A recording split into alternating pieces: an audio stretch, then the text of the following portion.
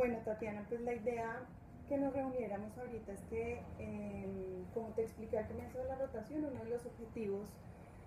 más importantes era que aprendieras a hacer una entrevista, ¿cierto? Una entrevista clínica, un paciente hospitalizado con una patología mental. Entonces, así como te fui diciendo durante la rotación, después de cada entrevista, cómo ibas y qué tenías que mejorar y qué estabas haciendo bien, me parece importante que hagamos como un resumen. Lo primero es que me pareció muy importante que lograste como cambiar el chip de la entrevista que uno hace normalmente en otras especialidades, que es a veces se necesita como haciendo el checklist de los síntomas, y lograste hacer una entrevista más relajada, una entrevista en la que el paciente puede llegar a decirte todo lo que necesita decirte en psiquiatría, y tú de a poquito pudiste ir sacando como los elementos que necesitabas para hacer el diagnóstico, que es muy importante porque es una entrevista muy diferente, ¿cierto? En ese sentido, creo que si bien desarrollaste tu estilo de entrevista, que está perfecto porque hay un estilo personal de cada uno, hay que individualizar ese estilo de entrevista a cada paciente. Por ejemplo, en el paciente deprimido tienes que ser más empática, ¿sí? Tienes que lograr como contener ese paciente, porque si llega y te bota todos los síntomas depresivos puede salir muy mal de la entrevista. El paciente psicótico, si está tan desconfiado, tienes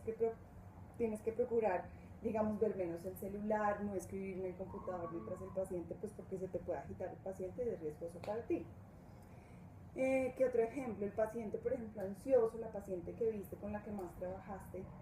es una paciente que a veces sí tendía como al comienzo como a desesperarte, como la ansiedad, porque llegan con muchas cosas, pero al final lograste pues manejarla bien, pero es otro estilo de entrevista que tienes que aprender como a afinar, porque son diferentes.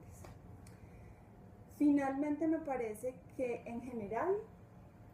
lograste hacer algo que muy pocos estudiantes y muy pocos internos logran hacer,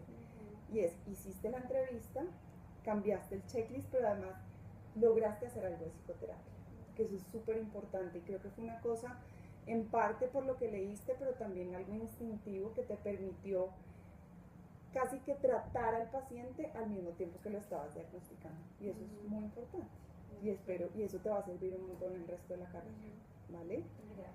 ¿Cómo te sentiste en la rotación? ¿Cómo te sentiste haciendo las entrevistas?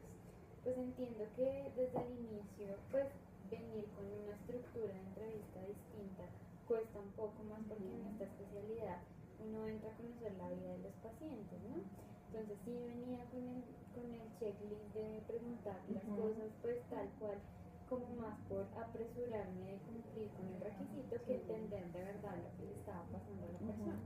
Pero pues con la retroalimentación que me daba, pues entendía que más que eso la importancia era ver al paciente y poderlo, digamos, comprender un poco en su necesidad, como lo menciona.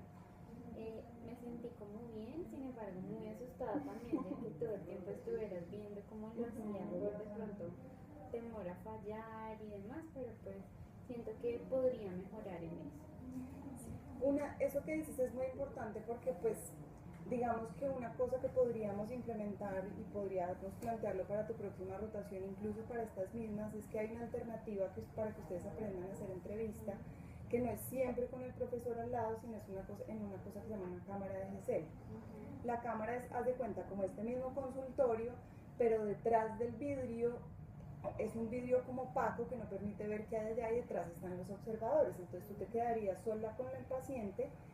Eso permite que pues un poco crear la ilusión que no hay nadie más en el cuarto, y uno tiende como a desinhibirse, a hacer la entrevista como más tranquilo sin sentir que te estoy evaluando y te estoy mirando. Sí, porque a veces pasaba que de pronto tú tienes como, bueno, quiero preguntar esto y esto, pero tal vez se me pasaba otra cosa